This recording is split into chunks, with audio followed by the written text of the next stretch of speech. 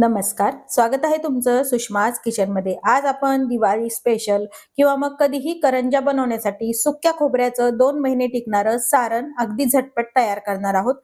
अगदी सोपी पद्धत आहे। रेसिपी शेवटपर्यंत बघा, रेसिपीला लाईक करा, चॅनलला सबस्क्राईब करा, तसेच बेल नोटिफिकेशन पण ऑलवर प्रेस करा। आता आपण करंजीचं सारण बनवायला सुरुवात करूया।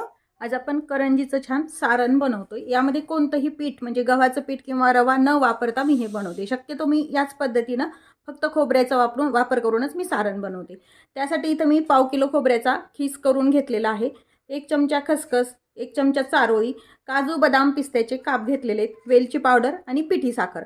पिठी साखर 120 ग्राम आहे आणि हे 250 ग्राम आहे। यामध्ये ह्या दोन वाट्या हे खोबऱ्याचा खीस आहे आणि 1 वाटी ही पिठी साखर घेतली। हे प्रमाण अगदी व्यवस्थित होतं, पण यापेक्षा जर गोडसर लागत असेल तुम्हाला करंजी तर तुम्ही जास्त पण वापरू शकता। आता हे जिन्नस आपण भाजून घ्यायचे। सुरुवातीला आपण 1 चमचा भरून खसखस भाजून घेऊया। थोडीशी खसखस गरम झाली की यामध्येच आपण हे ड्रायफ्रुट्स टाकायचे। ड्राय रोस्टच करायचं, तूप वगैरे वापरायचं नाहीये। ड्रायफ्रुट्सचं प्रमाण किंवा जे हवे ते ड्रायफ्रुट्स तुम्ही कमी जास्त वापरू शकता।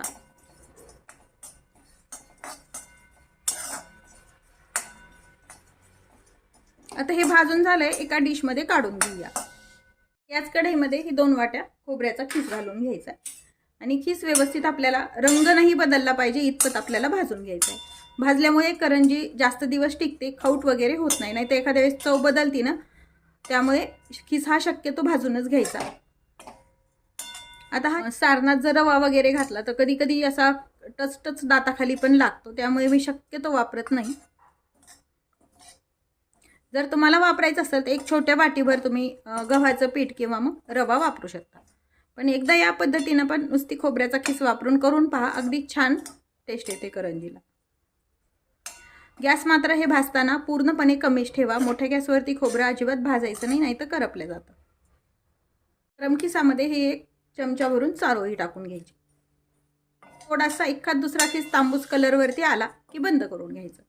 आता हे एका ताटामध्ये किंवा एका ताटामध्ये काढून घेऊया, म्हणजे हा थंड करून घेता येईल आपल्याला। खीस आपण एका ताटामध्ये काढून घेतलाय आणि हे ड्रायफ्रुट्स वगैरे पण एका डिश मध्ये काढून घेतलेत। आता हे छोट्या मिक्सरवरती फिरून घेऊया, म्हणजे हे मोठे मोठे तुकडे जे आहेत ना ड्रायफ्रुट्सचे ते छान बारीक होतात, नाही तर मग करंजी फुटायची शक्यता असते, त्यामुळे हे फिरून घ्यायचं। खीस मात्र आपल्याला फक्त हाताने बारीक करून घ्यायचं आहे। तर मिक्सरचं भांडं असतं ना, यामध्ये हे फिरून घ्यायचं, म्हणजे व्यवस्थित छान बारीक होतं। किंवा ड्रायफ्रुट्सचे जर काप छान बारीक असतील तर मग तुम्ही फिरवलं नाही तरी चालतं, खिसून ड्रायफ्रुट्स पण टाकू शकता। बारीक करून घेतलंय, हे खिसामध्ये एका साईडला ठेवूया। त्यामध्ये वेलची पावडर घालून घ्यायची। साखर मात्र अगदी खीस हा पूर्णपणे थंड झाल्यावरच घालून घ्यायची यामध्ये, नाही तर याला पाणी सुटल्यासारखं होतं। खीस आपला अजून गरम आहे, व्यवस्थित गार होऊ द्यायचा आणि मग हाताने असा क्रश करून घ्यायचा, म्हणजे याचे जे लांब लांब पीसेस आहेत ना ते बारीक होतात, म्हणजे आपले करंजी पण फुटल्या जात नाही। हा खीस पूर्ण थंड झालाय, थोडासा हाताने आपण बारीक करून घ्यायचा आहे। आता यामध्ये ही पिठी साखर घालून घ्यायची। पिठी साखर मिक्सरवरती काढल्यानंतर चाळून घ्यायची, नाही तर यामध्ये साखर राहते आणि मग कचकच दाताखाली लागते। सारण मिक्स करून घ्यायचे।